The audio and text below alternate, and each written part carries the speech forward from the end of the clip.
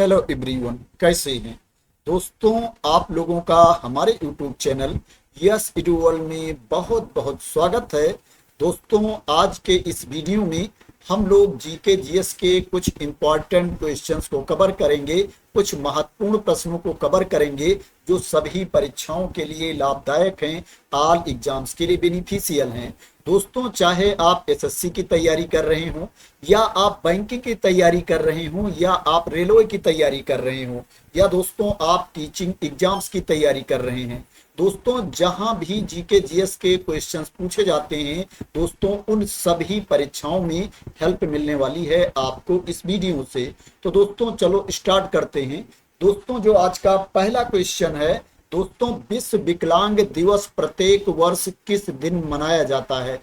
3 दिसंबर को, 4 दिसंबर को, 5 दिसंबर को या 23 मार्च को? दोस्तों, अगर आपसे प्रश्न पूछा जाता है तो आपको बताना है कि विश्व विकलांग दिवस प्रत्येक वर्ष 3 दिसंबर को मनाया जाता है। इसे अंतर्राष्ट्रीय विकलांग दिवस आईडीपीडी के नाम से भी जानते हैं, international day of persons with disabilities के नाम से भी जाना जाता है। यह दिन संयुक्त राष्ट्र की पहल पर मनाया जाता है। इस दिन को मनाने का मकसद विकलांग लोगों के अधिकारों और कल्याण को बढ़ावा देना और उनकी स्थिति के बारे में जागरूकता बढ़ाना है। दोस्तों, इसका ऑप्शन नंबर ए सही आंसर है। दोस्तों, जो अगला प्रश्न है, समुद्री जल में लवण की औसत मात्रा कितनी होती है? 3%, 4.5% या 4% या 3.5%? दोस्तों, अगर आपसे प्रश्न पूछा जाता है तो आपको बताना है कि समुद्री जल में लवण की जो औसत मात्रा होती है 3.5% होती है, 3.5% होती है। समुद्र के पानी में लवण की औसत मात्रा यानी लवणता लगभग 35 भाग प्रति हजार होती है। इसका मतलब है कि समुद्र के पानी के भार का करीब 3.5% हिस्सा घुले हुए लवणों से मिलकर बना होता है, यानी 1 लीटर समुद्र के पानी में करीब 35 ग्राम नमक होता है। दोस्तों, इसका ऑप्शन नंबर डी सही आंसर है। दोस्तों, जो अगला प्रश्न है, सिकंदर ने भारत पर कब आक्रमण किया था? 483 ईसा पूर्व, 300 ईसा पूर्व या 563 ईसा पूर्व या 326 ईसा पूर्व? दोस्तों, अगर आपसे प्रश्न पूछा जाता है तो आपको बताना है कि सिकंदर ने भारत पर 326 ईसा पूर्व आक्रमण किया था। सिकंदर ने 326 ईसा पूर्व में पश्चिमोत्तर भारत पर आक्रमण किया था। उसने सिंधु नदी को पार किया और राजा पोरस के साथ युद्ध किया, जिसे हाइड स्पेस का युद्ध भी कहा जाता है। इस युद्ध में सिकंदर की विजय हुई थी, लेकिन उसके सैनिकों ने आगे बढ़ने से इनकार कर दिया, जिसके बाद उसे वापस लौटना पड़ा। तो दोस्तों, इसका ऑप्शन नंबर डी सही आंसर है। दोस्तों, जो अगला प्रश्न है वो ये है कि निम्नलिखित में से कौन सी पुस्तक ज्योतिबा फूले द्वारा लिखी गई थी? गुलामगिरी, भारत की खोज, विंग्स ऑफ फायर, सत्य के साथ मेरे प्रयोग? दोस्तों, अगर आपसे प्रश्न पूछा जाता है और आपके सामने ये ऑप्शन आता है तो आपको बताना है कि ज्योतिबा फूले द्वारा जो पुस्तक लिखी गई थी उसका नाम गुलामगिरी है। दोस्तों, ये पुस्तक 1873 में प्रकाशित हुई थी और भारतीय समाज में जाति व्यवस्था और सामाजिक अन्याय के खिलाफ ये एक महत्वपूर्ण पुस्तक है। दोस्तों, इसका ऑप्शन नंबर ए सही आंसर है। दोस्तों, जो अगला प्रश्न है वो ये है, निम्नलिखित में से किसे हास्य गैस कहते हैं? निम्नलिखित में से किसे लाफिंग गैस कहा जाता है? कार्बन डाइऑक्साइड को, मीथेन को या क्लोरोफ्लोरोकार्बन को या नाइट्रस ऑक्साइड को? लाफिंग गैस किसे कहते हैं? दोस्तों, अगर आपसे प्रश्न पूछा जाता है तो आपको बताना है कि लाफिंग गैस नाइट्रस ऑक्साइड को कहते हैं। यह एक रासायनिक यौगिक है जिसका उपयोग आमतौर पर दंत चिकित्सा और चिकित्सा प्रक्रियाओं में हल्के एनेस्थेटिक बेहोश करने की दवा के रूप में किया जाता है। यह एक रंगहीन मीठी गंध वाली गैस है जिसका उपयोग करने पर व्यक्ति रिलैक्स और हल्का महसूस करता है, जिससे कभी कभी हंसी या खुशी का एहसास होता है, इसलिए इसे हास्य गैस कहा जाता है, लाफिंग गैस कहा जाता है।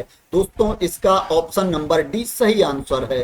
दोस्तों जो अगला प्रश्न है वो ये है कि सौर मंडल का सबसे बड़ा ग्रह कौन सा है। दोस्तों इसका उत्तर तो सबको पता होगा, इसके बारे में दोस्तों सभी लोग जानते होंगे। पृथ्वी है, मंगल है, या बृहस्पति है, या शुक्र है। दोस्तों अगर आपसे प्रश्न पूछा जाता है तो आपको बताना है कि सौर मंडल का सबसे बड़ा ग्रह बृहस्पति है, जुपिटर है। दोस्तों ये सौर मंडल का 5वां ग्रह है। यह ग्रह द्रव्यमान और आयतन दोनों में ही अन्य सभी ग्रहों से बड़ा है। दोस्तों इसका ऑप्शन नंबर सी सही आंसर है। दोस्तों जो अगला प्रश्न है, भेड़ की तरह एक लंबी जिंदगी जीने से कहीं बेहतर है शेर की तरह एक दिन जीना, किसकी अत्यंत प्रिय उक्ति थी। टीपू सुल्तान की, अली वर्दी खां की, मीर कासिम की, या हैदर अली की।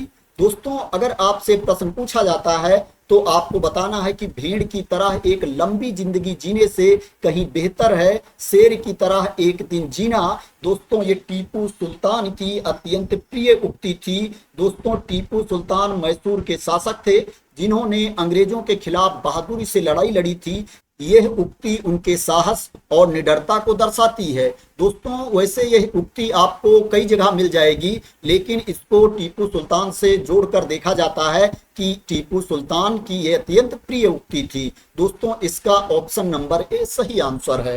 दोस्तों जो अगला प्रश्न है, बेटा का बहुवचन क्या है। दोस्तों ये हिंदी का प्रश्न है, बहुत ही आसान प्रश्न है। दोस्तों इसके बारे में भी सभी लोग जानते होंगे। दोस्तों अगर आपसे प्रश्न पूछा जाता है, चाहे एग्जाम में पूछा जाए या वैसे ही कोई आपसे आपके नॉलेज के लिए पूछ लेता है, तो आपको बताना है दोस्तों कि बेटा का बहुवचन बेटे है। दोस्तों एक वचन में बेटा का अर्थ एक पुत्र होता है, जबकि बेटे का अर्थ एक से अधिक पुत्र होता है, इसलिए दोस्तों बेटा का बहुवचन बेटे होगा। ऑप्शन नंबर बी सही आंसर है। दोस्तों जो अगला प्रश्न है वो ये है कि भारत पाक सीमा रेखा को क्या कहा जाता है। मैकमोहन रेखा, डूरंड रेखा, या रेडक्लिफ रेखा, या इनमें से कोई नहीं। दोस्तों अगर आपसे प्रश्न पूछा जाता है तो आपको बताना है कि भारत पाक सीमा रेखा को रेडक्लिफ रेखा कहा जाता है। दोस्तों यह सीमा रेखा 17 अगस्त 1947 को लागू हुई थी। भारत के विभाजन के बाद सर सिरिल रेडक्लिफ की अध्यक्षता में सीमा आयोग द्वारा इस रेखा को निर्धारित किया गया था, और दोस्तों सर सिरिल रेडक्लिफ के नाम के आधार पर इस रेखा का नाम रेडक्लिफ रेखा रखा गया है। तो दोस्तों इसका ऑप्शन नंबर सी सही आंसर है। दोस्तों जो अगला प्रश्न है वो ये है कि ओलंपिक खेलों में हॉकी को किस वर्ष शामिल किया गया। 1918 में, 1928 में, या 1945 में, या 1915 में। दोस्तों अगर आपसे प्रश्न पूछा जाता है तो आपको बताना है कि ओलंपिक खेलों में हॉकी को अस्थायी रूप से 1928 में शामिल किया गया था। दोस्तों इससे पहले इस खेल को खेला गया था ओलंपिक में, लेकिन अस्थायी रूप से इसको शामिल नहीं किया गया था। 1928 में अस्थायी रूप से ओलंपिक खेलों में हॉकी को शामिल किया गया है। पुरुषों की मैदानी हॉकी को 1908 में भी खेला गया था और 1920 में भी खेला गया था, लेकिन 1928 में इसे अस्थायी तौर पर ओलंपिक में शामिल कर लिया गया। तो दोस्तों इसका ऑप्शन नंबर बी सही आंसर है। तो दोस्तों आज के ये इंपॉर्टेंट क्वेश्चंस थे, महत्वपूर्ण प्रश्न थे। आशा करते हैं कि आज की वीडियो आपको पसंद आई होगी। दोस्तों अगर आपको ये वीडियो पसंद आई है तो इसको लाइक कर देना, शेयर कर देना, और इसी तरह के इंपॉर्टेंट वीडियो के लिए, वैकेंसी की न्यूज के लिए, अदर इंपॉर्टेंट इंफॉर्मेशन के लिए दोस्तों इस चैनल को सब्सक्राइब कर लेना अगर अभी तक सब्सक्राइब ना किया हो तो। थैंक यू सो मच दोस्तों फॉर वॉचिंग।